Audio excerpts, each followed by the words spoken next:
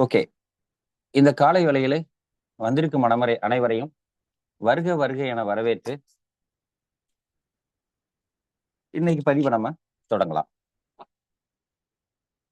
இப்போ நமக்கு சித்தர்கள் அருளியது எல்லாமே என்னன்னு பார்த்தோம் அப்படின்னா, உணவே மருந்து அப்படிங்கிற கான்செப்ட் தான். ஆனா இன்னைக்கு எப்படி போயிட்டு இருக்கு அப்படிங்கிறது நம்ம எல்லாருக்குமே தெரியும். நிறைய பார்த்திருக்கோம். இப்ப நமது உடல் பார்த்தீங்கன்னா, ஒரு அற்புதமான படைப்பு. அது எப்படின்னா, அது என்ன பிரச்சனை வந்தாலும் தன்னைத்தானே சரிப்படுத்திக் கொள்ளும். என்ன மாரி நோய் வந்தாலும் தன்னைத்தானே குணப்படுத்திக் கொள்ளும் ஒரு அதிசய திறன் வாய்ந்த ஒரு அமைப்பு. நமது உடல். உடல் பார்த்தீங்கன்னா, 24 மணி நேரமும் என்ன செய்யுது அப்படின்னா, தன்னைத்தானே சரிப்படுத்திக் கொள்ளும் வேலையத்தான் செய்யுது. அத நாம கெடுக்காம இருந்தா. இப்போ எல்லாரும் நினைக்கலாம், அது எப்படி தன்னைத்தானே சரிப்படுத்திக்கிடும்? அப்படின்னு. நம்ம உடல்ல ஒரு கட்டி வருது. அது எது உற்பத்தி பண்ணுது? நம்ம உடல் தானே உற்பத்தி பண்ணுது. அந்த கட்டிய உருவாக்கக்கூடிய இது இருக்கிறப்ப, அந்த உடலுக்கு இருக்கிறப்ப, ஏன் அந்த கட்டிய குறைக்கிறதுக்கு, இல்ல அந்த கட்டிய கரைக்கிறதுக்கு உண்டான திறன் இல்லாம போகும்? இப்போ ஒரு கம்பெனி வந்து மோட்டார் உற்பத்தி பண்ணுது. ஒரு கார் உற்பத்தி பண்ணுது. அந்த கார் உற்பத்தி பண்ணக்கூடிய அந்த கம்பெனிக்கு, அந்த கார் உற்பத்தி பண்ணக்கூடிய திறன் இருந்தா, அதுதான் எல்லா ஸ்பேர் பார்ட்ஸ் எல்லாமே வந்து அதான் ஃபிட் பண்ணுது. அந்த கார வந்து உற்பத்தி பண்ணுது.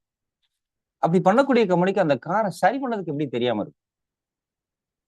இப்போ என்னை பெற்றெடுத்தது எங்க அம்மா தான். அப்ப எங்க அம்மா வந்து 3 குழந்தைகள வந்து பெற்றெடுத்திருக்கிறாங்க. எனது பெற்றோர் வந்து 3 குழந்தைகள பெற்றெடுத்திருக்காங்க. அப்ப அந்த 3 குழந்தைகளுக்கும், அந்த 3 குழந்தைகளையும் சேர்த்து பார்த்தோம் அப்படின்னா, 6 கண்ணு, 3 மூக்கு, 6 காது, 6 கிட்னி, 3 கல்லீரல். இதெல்லாம் யார் உருவாக்குனா? எங்க அம்மாவோட உடல் தானே உருவாக்குச்சு. ஆனா, அதே அம்மாவ ஒரு கிட்னி படம் வரைங்கம்மா அப்படின்னு சொன்னா, அதுக்கு தெரியுமா? அதுதாங்க. எங்க அம்மாவோட உடல் அறிவு அப்படிங்கிறது வேற. எங்க அம்மாவோட அறிவுங்கிறது வேற. ஆனா, நமக்கு வந்து அந்த உடல் அறிவு இருக்குங்கிறது தெரிஞ்சா போதும். அந்த அறிவு நமக்கு இருந்தா போதும். உடலுக்கு அறிவு இருக்கின்ற அந்த அறிவு இருந்தா நமக்கு போதும்.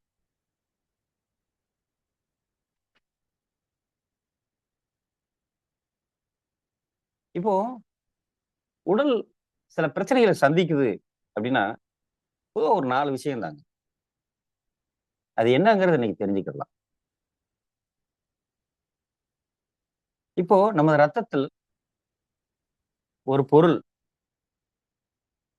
இல்லை அப்படின்னா, நமக் நமக்கு வந்து பிரச்சனை வரும். இப்போ நல்ல சமையல் கலைஞர். YouTubeலலாம் பார்த்தீங்கன்னா, சமையல்ல வந்து கலைக்கிட்டு இருக்காங்க. தனியா யூடியூப் சேனல் வச்சிருக்காங்க. அவ்வளவு சூப்பரா வந்து சமையல் பண்ணுவாங்க. ஆனா, அவங்க நம்ம வீட்ல வந்து ஒரு சமையல் பண்ண சொல்றோம். அந்த சமையல்லாம் பண்ணிட்டாங்க. உதாரணத்துக்கு ஒரு சப்பாத்தி போட்டாங்கன்னு கூட வச்சுக்கோங்களேன். சப்பாத்தி போட சொல்றோம். சப்பாத்தி போட்டுருக்காங்க.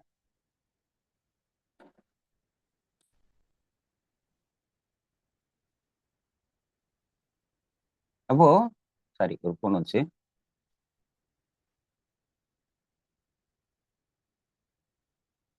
ஆனா, அதுல அந்த சப்பாத்தி மாவு வந்து பல மாதங்களா வச்சிருந்து கெட்டுப்போன ஒரு மாவுன்னு வச்சுக்கங்களேன்.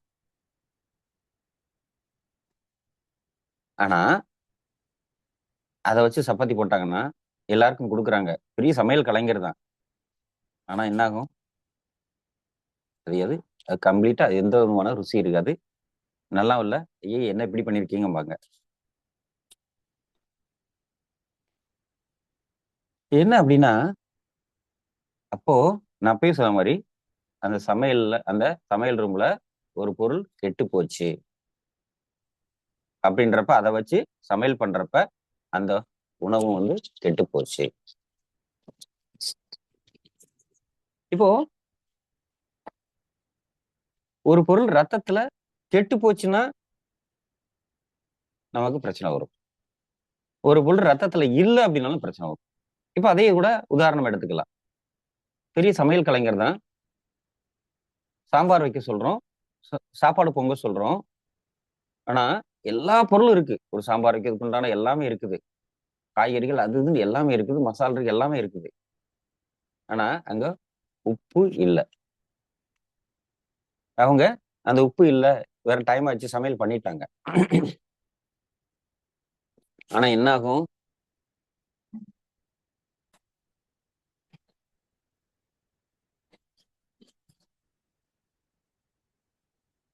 ஆனா என்ன ஆகும்? உப்பு இல்லாத சமையல் யாருக்குமே அது உதவாது. அது மாதிரி தாங்க.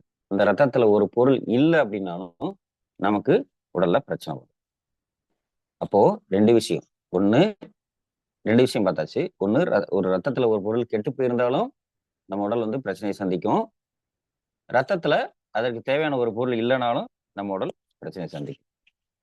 3வது என்னன்னு பார்த்தோம் அப்படின்னா, ரத்தம் போதுமான அளவுக்கு இல்லைனாலும் நமக்கு பிரச்சனை வரும். உதாரணத்துக்கு ஹீமோகுளோபின்.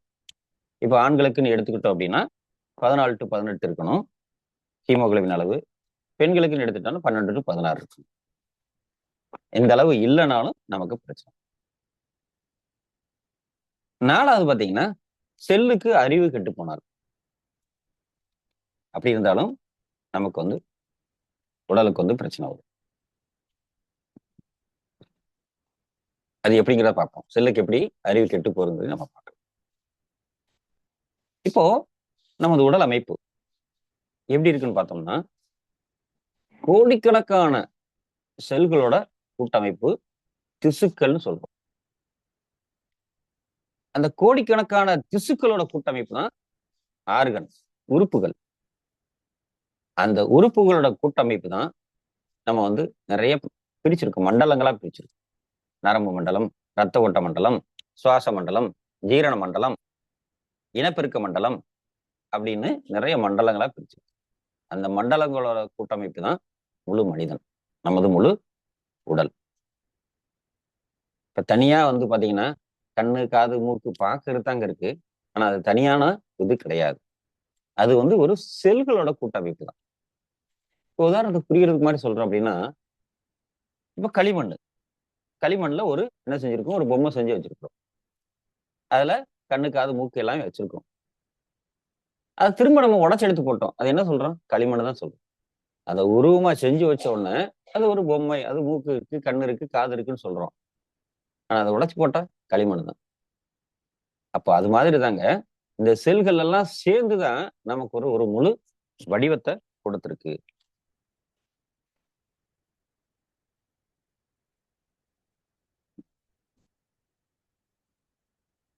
இப்போ நம்ம சாப்பிடுறோம். இட்லி, வடை, பொங்கல், பூரி, காய்கறிகள், பழங்கள் இந்த மாதிரி இதை சாப்பிடுறோம். அது வந்து என்ன செய்யுது? வாயில ஜீரணமாகி, வயிற்றுல ஜீரணமாகி, அந்த வில்லிஸ், குடல் வில்லிகள் அப்படிம்பாங்க. குடல் வில்லிங்கிறது மைக்ரோ வில்லி அப்படின்னு சொல்லுவாங்க. அப்ப அந்த குடல்ல வந்து நம்ம ஆட்டுக்குடல் பார்த்துருக்கோம். மனுஷ குடல் பார்த்துருக்கோமான்னு தெரியல. ஆட்டுக்குடல் பார்க்குறப்ப பார்த்தீங்கன்னா, அந்த குடலுக்குள்ள வந்து ஒரு மாதிரி சின்ன சின்ன சின்ன சின்ன முள்ளு முள்ளு முள்ளா இருக்கும். அது வெளியில இருந்து பார்க்கறதுக்கு முள்ளா இருக்கும். உள்ள கூடி பார்த்தீங்கன்னா நிறைய மைக்ரோ வில்லிஸ் வந்து இருக்கு. இது எதுக்கு அப்படின்னா, நம்ம சாப்பிட்ற சாப்பாடுல உள்ள அந்த சத்துக்களை உறிஞ்சுறதுக்காண்டி அந்த குடல் வில்லிகள் சத்துக்கள் உறிஞ்சப்பட்டு அது வந்து ரத்தத்துல சேர்க்கப்படுது. அந்த கழிவுகள் வந்து மலக்குடல் வழியா வெளியேற்றப்படுது.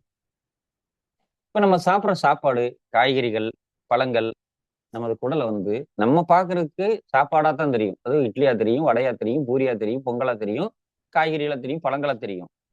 ஆனா அதுக்கு என்னவா தெரியும் அப்படின்னா, விட்டமினா தெரியும், மினரலா தெரியும், கார்போஹைட்ரேட்டா தெரியும், புரோட்டீனா தெரியும், ஃபைபரா தெரியும், ஃபேட்டா தெரியும். அது அப்படித்தான் நம்ம சாப்பாட என்ன செய்யும்?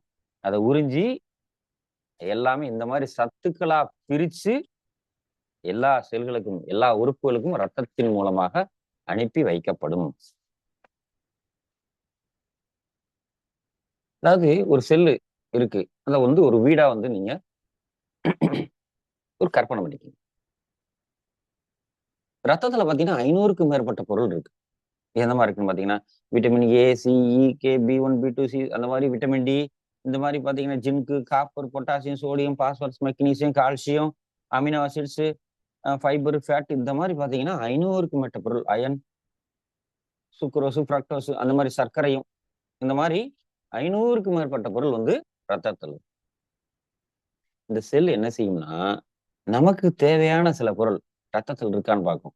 அதை டபக்குன்னு எடுத்து உள்ள வந்து வேலை ரத்தத்துல இருந்து அப்படியே நமக்கு அதுக்கு தேவையான பொருளை எடுத்துக்கணும். இப்போ எலும்பு பலவீனமா இருக்கு, அதுக்கு என்ன சத்து தேவை? நமக்கு கால்சியம் சத்து தேவை அந்த செல்லுக்கு. உடனே என்ன செய்யும், அந்த கால்சியத்தை வந்து அப்படியே எடுத்து என்ன செய்யும், அதை வந்து அதுக்கு தக்கன அந்த எனர்ஜியா கன்வெர்ட் பண்ணி அதுக்கு என்ன செய்யும், எலும்புக்கு அனுப்பிச்சு வச்சிரும். எலும்பு சரியா போயிடும். இப்போ ரத்தத்துல கால்சியம் இல்ல, என்ன செய்யும், அது பார்க்கும், கால்சியம் இருக்கான்னு பார்க்கும், அது இருக்காது, எலும்புக்கு அனுப்பி வைக்காது, வெயிட் பண்ணும். ரத்தத்துல கால்சியம் இருக்கு, ஆனா கெட்டு போயிருக்கு, அதை என்ன செய்யும், எடுத்து அது அந்த வேலையை பார்க்கும், அந்த செல்லு சேர்ந்து கெட்டு போகும். இப்படித்தான் செல்லு கெட்டு போகுது. ஒருத்தருக்கு 15 வருஷமா உடல் பிரச்சனை வச்சுக்கோங்க. 15 வருஷமா என்ன பிரச்சனைன்னு நினைக்கிறீங்க? உடல்ல நோய் வந்திருக்கு அப்படின்னா என்னாச்சு, குறிப்பிட்ட அந்த நோய்க்கு அந்த பிரச்சனைக்கு ஏற்ற அந்த சத்து ரத்தத்துல இல்லைன்னு அர்த்தம்.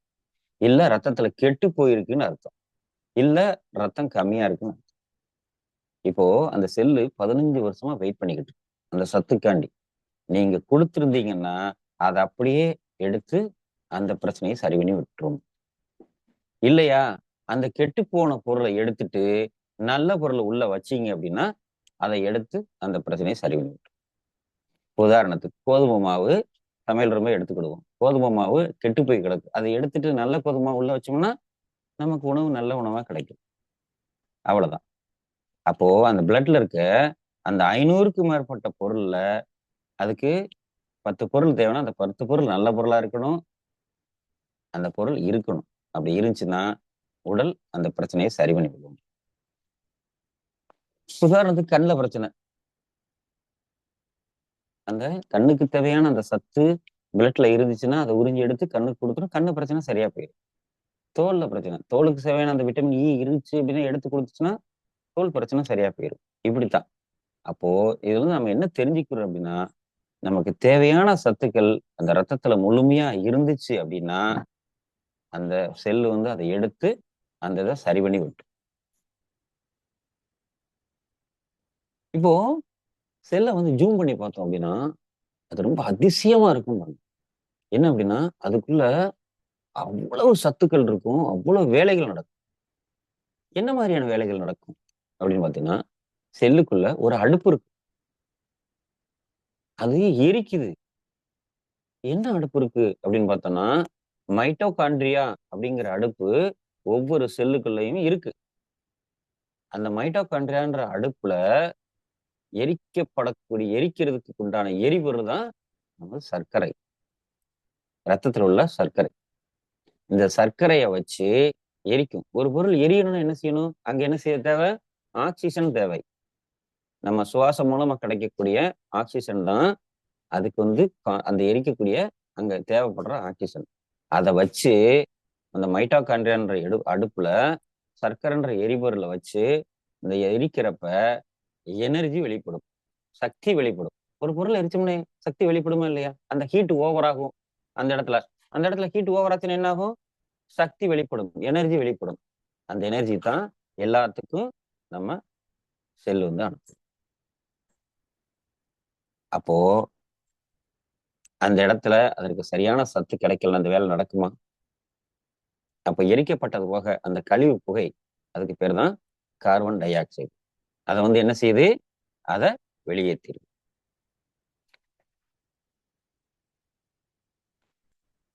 இப்போ கழிவுகள் இந்த மாதிரி இதுல இருந்து கார்பன் டை ஆக்சைடு வெளியேறிச்சு. இப்ப தண்ணி நிறைய குடிக்கிறோம். இந்த தண்ணி நிறைய குடிக்கிறப்ப அந்த தண்ணி எது ஜீரணம் பண்றதுன்னு நினைக்கிறீங்க, நம்மளுடைய கிட்னி, சிறுநீரகம்.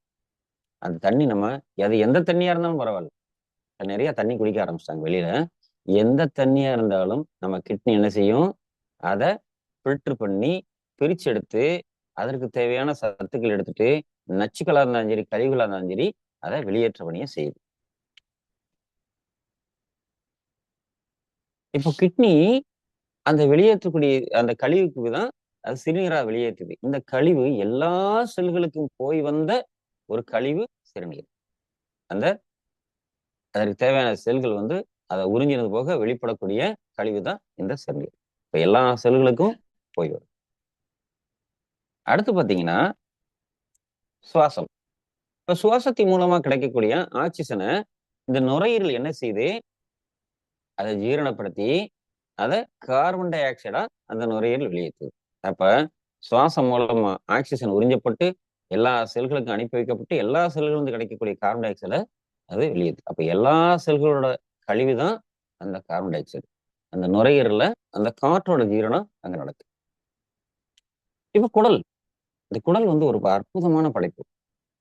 இதுல பாத்தீங்கன்னா நிறைய பாத்தீங்கன்னா அந்த கோடிக்கணக்கான பாக்டீரியா இருக்கு. இந்த குடல் ஏற்கனவே நம்ம பார்த்திருக்கோம். குடல் வந்து நம்மளுடைய 2வது மூளை அப்படின்னு சொல்றாங்க. ஏன் 2வது மூளை அப்படின்னு சொல்றாங்கன்னா, அந்த மூளையில சுரக்கக்கூடிய ஹார்மோன்ல 90% ஹார்மோன் வந்து எங்க சுரக்குது? குடல்ல தான் சுரக்குது. அப்போ அந்த குடலை எல்லாம் அந்த குடலை நம்ம எந்த அளவுக்கு பாதுகாக்கணும் பாருங்க. அந்த குடல்ல அந்த அந்த பாக்டீரியாக்கள், நல்ல பாக்டீரியாக்கள், கெட்ட பாக்டீரியாக்கள், அத பேலன்ஸ் பண்ணி நம்ம வச்சிருக்கணும். பேலன்ஸ் பண்ணினா எப்படி? நல்ல பாக்டீரியாக்கள் அதிகமா இருந்தா நல்லது. நல்ல பாக்டீரியாக்கள் அதிகமாகவும், கெட்ட பாக்டீரியாக்கள் கம்மியாவும் இருந்தாலும், நம்ம குடல் வந்து ஆரோக்கியமா இருக்கும். ஏன்னா, நம்ம ஏற்கனவே பார்த்திருக்கோம். குடல் ஆரோக்கியம் தான் உடல் ஆரோக்கியம். அப்ப குடல் கெட்டு போச்சுன்னா, உடல் கெட்டு போகும். ஏன் அப்படின்னா, அதிகப்படியான கழிவுகள் எங்கிருந்து வெளியேறுது அப்படின்னா, நம்ம குடல்ல இருந்து தான் வெளியேறுது. அப்ப வந்து இப்போ உதாரணத்துக்கு சொல்றோம். கிராமத்துல நல்லவங்க அதிகமா இருந்தா அந்த கிராமம் நல்லா இருக்குமா? கெட்டவங்க அதிகமா இருந்தா அந்த கிராமம் நல்லா இருக்கும். ஏன் அப்படின்னா, இப்ப எடுக்கக்கூடிய உணவுகள் எல்லாமே பார்த்தீங்கன்னா, குடலை பாதிக்கக்கூடிய உணவுகள் தான். உதாரணத்துக்கு இப்போ கடைகள்ல எல்லாம் பளபளன்னு பாக்கெட்டுகள தொங்க விட்டுருப்பாங்க.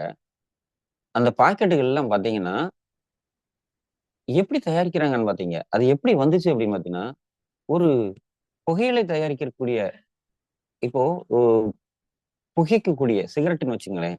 அந்த சிகரெட்டு பழக்கத்துக்கு அடிமையாயிட்டாங்க அப்படின்னா, அத விடமாட்டாங்க. ஏன் அப்படின்னா, அதுல அவங்களுக்கு அந்த சிகரெட்டை புகைக்கக்கூடிய, அந்த உணர்வை தூண்டக்கூடிய, அத வந்து அனுபவிக்கக்கூடிய அந்த இது வந்து அதுல சேர்த்திருப்பாங்க. அது மாதிரி தான் அந்த பாக்கெட்டுகள்ல பார்த்தீங்கன்னா, அந்த ருசிய கவரக்கூடிய, அந்த நாக்குக்கு அந்த ருசிய வந்து அதிகமா அளிச்சு, மீண்டும் மீண்டும் அத சாப்பிட தூண்டக்கூடிய உணவுகள் வந்து அதுல சேர்த்திருப்பாங்க. அதான் சொல்றாங்க, அந்த பாக்கெட்டுகள வந்து அந்த உணவ தயாரிக்கிறதுக்கு எவ்வளவு வந்து சாம்பிள் பண்ணாங்கன்னு பார்த்தீங்க? 3600 தடவ. எவ்வளோங்க? 3600 தடவ வந்து அத மறுபடியும் இது சரியில்ல. இது வந்து கொஞ்சம் உப்பு கம்மியா இருக்கு. இது கொஞ்சம் காரம் கம்மியா இருக்கு. இது அந்த அளவுக்கு ருசி இல்ல. இது வந்து உணர்வ தூண்டாது. இப்படி பார்த்தீங்கன்னா 3600 தடவ அத சரி பண்ணி 3600க்கு மேல தான் அந்த உணவா பாக்கெட்டா வந்து நமக்கு குடுக்குறாங்க. அதனால தாங்க ஒரு தடவ பாக்கெட்ட வாங்கி சாப்பிட்டாங்கன்னா, அத விடமாட்டாங்க. மறுபடியும் போய் அந்த பாக்கெட்ட போய் வாங்கி, அந்த லேஸா இருக்கட்டும், குர்குரே ஆகட்டும், என்னவோ அத வாங்கி சாப்பிடணும்னு தூண்டுமாம். அப்ப இது பூரா என்ன செய்யும்? உடல் கழிவுகள அதிகப்படுத்தும். ரிஃபைன்ட் ஆயில், ரிஃபைன்ட் கார்ப்ஸ் இதெல்லாம் குடல் கழிவுகள அதிகப்படுத்தும். அப்போ இதெல்லாம் நம்ம சாப்பிட பழகிட்டோம்னா, கெட்ட பாக்டீரியாக்களோட எண்ணிக்கை வந்து குடல்ல அதிகமாயிரும். இப்ப நம்ம செல் வந்து கோடிக்கணக்கான செல் இருக்குன்னு பார்த்தோம். பல்லாயிரம் கோடிக்கணக்கான செல் இருக்குன்னு பார்த்தோம். அத விட 3 மடங்கு பாக்டீரியாக்கள் எங்க இருக்குமா? குடல்ல இருக்குமா. அது நல்ல பாக்டீரியாவா இருந்தா நமக்கு ரொம்ப ரொம்ப நல்லது. ஏன் அப்டின்னா, கெட்ட பாக்டீரியாக்கள் அதிகமா இருந்துச்சுன்னா, நமக்கு என்ன தூண்டுமா? அந்த கெட்ட உணவுகள் அதற்கு குடிக்கக்கூடிய சாப்பாடு என்னது வேணும்? கெட்ட உணவு. ஒரு கிராமத்துல கெட்டவங்க அதிகமா இருக்கிறாங்கன்னு என்ன தேவை அவங்களுக்கு? அவங்களுக்கு உண்டான அதிகமான மோசமான உதாரணத்துக்கு கெட்டவங்க அதிகமா இருந்தா என்ன நெனைப்பாங்க? தண்ணி அடிக்கணும்னு அதிகமா நெனைப்பாங்க. அவங்களுக்கு புகையில அதிகமா யூஸ் பண்ண நினைப்பாங்க. புகை அதிகமா புகைக்கணும்னு இது பண்ணுவாங்க. அது மாதிரி தான் அவங்களுக்குரிய உணவை நம்ம கொடுக்க கொடுக்க கொடுக்க அவங்க என்ன செய்வாங்க, அதிகமா வளர்ச்சி அடைந்து அந்த கிராமத்தையே நாசம் பண்ணிடுவாங்க. அந்த ஊரையே நாசம் பண்ணிடுவாங்க. அது மாதிரிதான் நம்ம குடல்ல பாத்தீங்கன்னா, நல்ல பேக்டீரியாக்கள் அதிகமா இருந்தா நல்ல உணவை தேடுமா. நம்ம உடல், நம்ம மனம் நல்ல உணவை தேடுமா. அதே நேரத்துல கெட்ட பேக்டீரியாக்கள் அதிகமா இருந்துச்சு அப்படின்னா, நம்ம தேடுற உணவு எதுவா இருக்கும்? கெட்ட உணவா தான் இருக்கும். தரமற்ற உணவா தான் இருக்கும். அது நம்மளுடைய மைண்ட் செட் அப்படின்னு சொல்றாங்க. அந்த மைண்ட் செட் எதனால? அந்த பாக்டீரியாக்கள் தான் காரணம் அப்படின்னு. அதாங்க என்ன சொல்லுவாங்க அப்படின்னா, ஒருத்தருக்கு குடல் ஆரோக்கியம் இல்லாம இருக்கு அப்படின்னா, நம்ம குடல்ல நல்ல பாக்டீரியாக்களை எடுத்து அங்க வச்சோம். இன்னொரோட அதாவது என்ன நடந்திருக்குன்னா, இப்ப மருத்துவ விஞ்ஞானிகள்லாம் என்ன பண்ணியிருக்காங்க அப்படின்னா, ஒருத்தருக்கு குடல் ஆரோக்கியம் கெட்டு போயிடுச்சு அப்படின்னா, இன்னொருக்கு நல்ல குடல் ஆரோக்கியம் உள்ள ஒருவர்ட்ட மலத்தை எடுத்து அவருடைய குடல்ல வச்சாங்க அப்படின்னா, இவரோட என்ன குணங்கள் இருக்குமோ, அதே குணங்கள் அவருக்கு கொஞ்ச காலத்துக்கு இருக்குமோ. அப்படின்னா பாத்துங்க. அதற்கு காரணம் அந்த உள்ள பாக்டீரியாக்கள். அந்த குடல் பாக்டீரியாக்கள் தான் சொல்றாங்க. அப்போ நம்ம குடலை எந்த அளவுக்கு பாதுகாக்கணும்னு பார்த்துக்கணும். அப்ப குடல் கழிவுகள் அதிகமா நம்ம சேராம இருக்கணும்னா நல்ல பாக்டீரியாக்கள் நம்ம குடல்ல இருக்கணும். இப்போ இதுல இருந்து நம்ம என்ன தெரிஞ்சுக்கிறோம்? இப்ப நம்ம பார்த்ததுல இருந்து என்ன தெரிஞ்சுக்கிறோம் அப்படின்னா, நமக்கு தேவையான முழுமையான எல்லா சத்துக்களும் நம்ம உடலுக்கு நம்ம கொடுக்குறோம் அப்படின்னா, நம்ம குடலுக்கு கொடுக்குறோம் அப்படின்னா, நம்ம உடல்ல எந்த விதமான நோய் தொற்றோ, எந்த விதமான பிரச்சனையோ நம்ம உடல் ஏற்படுத்தாது. ஸோ அதனாலதான் இப்போ செல்லுக்கு அறிவு கெட்டு போச்சுன்னா அப்படின்னு பார்க்குறோம். செல்லுக்கு அறிவு கெட்டு போச்சுன்னா என்ன செய்யும்? இப்போ ஒரு வீட்டுல அறிவு கெட்டு போன ஒரு ஆள் இருக்கு. உதாரணத்துக்கு மூளை குறைபாடுன்னு வச்சுக்கோங்களேன். உதாரணத்துக்கு அவர் என்ன வேணாலும் செய்வார் தெரியுமா? அவரு ஒருத்தர் டக்குன்னு கத்தியில வீட்டுல உள்ள ஆளுகள் எடுத்து கூட கத்தியில குத்திடுவாரு, அடிச்சிருவாரு, ஏதாவது தூக்கி எரிஞ்சிருவாரு, கட்டையை கொண்டு அடிச்சிருவாரு. இந்த ஆட்டோ இம்யூன் டிசீஸ் எப்படி உருவாகுன்னு நினைக்கிறீங்க? நம்ம செல்லுக்கு அறிவு கெட்டு போச்சுன்னா எப்படி அறிவு கெட்டு போகுது பார்த்தோம். நமக்கு தேவையான சத்துக்கள் கெட்டு போய் ரத்தத்துல இருந்தா அதை எடுத்து அந்த செல்லு யூஸ் பண்றப்ப அந்த செல்லுக்கு உண்டான அறிவும் கெட்டு போகுதுன்றாங்க. அந்த செல்லும் தயாரிக்கிறாங்க. அப்போ அந்த செல்லு என்ன செய்யுமா? அதனுடைய கரெக்டான வேலையை பார்க்காம குண்டக்க மண்டக்க வேலையை பார்க்க ஆரம்பிச்சிருமா. அப்படி பார்க்கறப்ப என்ன ஆகும்? அப்போ உடல்ல அதிகமான மாறுபாடு எல்லாமே மாறி போயிடும் அப்படின்னு சொல்றாங்க. அதான் அதுக்குதான் அந்த உதாரணம் சொன்னேன். அப்போ அது என்ன செய்யணும்? தன்னைத்தானே அந்த செல்கள் நல்ல இதுகளை பூரா நல்ல என்ன சொல்றது? நோய் எதிர்ப்பு சக்தி உள்ள அந்த செல்களை பூரா அது என்ன செய்யும்? அடிக்க ஆரம்பிச்சிடும். அப்போ அந்த செல்லு கெட்டு போகாம இருக்கணும்னா ரத்தத்துல கழிவுகள் அதிகமாகாம இருக்கு. ரத்தத்துல கழிவுகள் அதிகமாகாம இருக்குன்னா குடல் ஆரோக்கியமா இருக்கும். ரத்தத்துல ஏன் அதிகமா கழிவுகள் சேருது? குடல் தான் அது தன்னை காப்பாத்திக்கிறதுக்கு அதிகமா ரத்தத்துல கழிவுகளை ஒரு சளியாகவோ அதான் எல்லாம் ரத்தத்து மூலமா அனுப்பி வச்சு அது வெளியேற்றுறதுக்கு உண்டான பணியை பார்க்குது. அப்போ நம்ம எதுக்கு இதுல என்ன தெரிஞ்சுக்கிறோம்னா, நமக்கு தேவையான சரிவிகித உணவை எடுத்தோம் அப்படின்னா நம்ம உடல் தன்னைத்தானே சரிப்படுத்திக் கொள்ளும் திறன் படைக்கும். இல்லை அப்படின்னா உதாரணத்துக்கு ஒண்ணு சொல்றேன். இப்ப நமக்கு சுகர் இருக்கு. அந்த சுகரு அந்த சுகருக்கு உண்டான சுகர் அப்படிங்கிறது என்ன? ரத்தத்துல அளவா அள அளவான சர்க்கரையோட கொஞ்சம் அதிகமான சர்க்கரை ரத்தத்துல இருக்குது.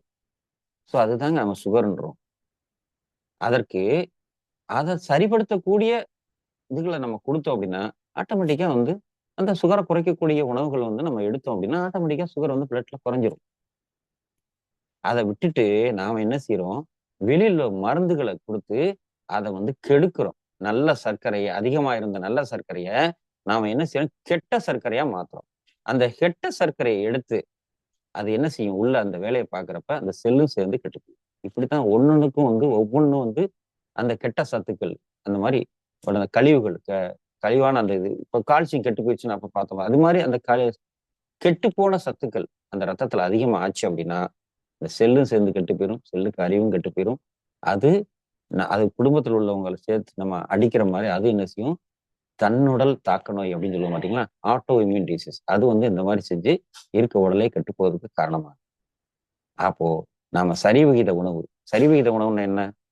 Carbohydrate, protein, vitamin, mineral, fibre, fat, இது எல்லாமே நல்ல சத்துக்களா சரிவிகித உணவா நாம எடுத்தோம் அப்படின்னா நம்மளுடைய உடல் தன்னைத்தானே சரிப்படுத்திக் கொள்ளும் திறன் படைக்கும்.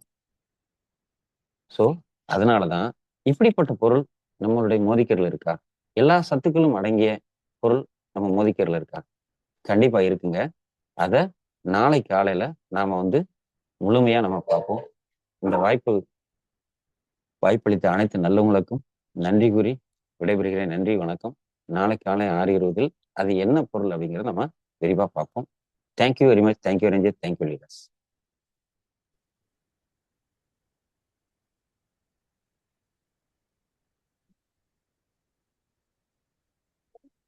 ஊட்டி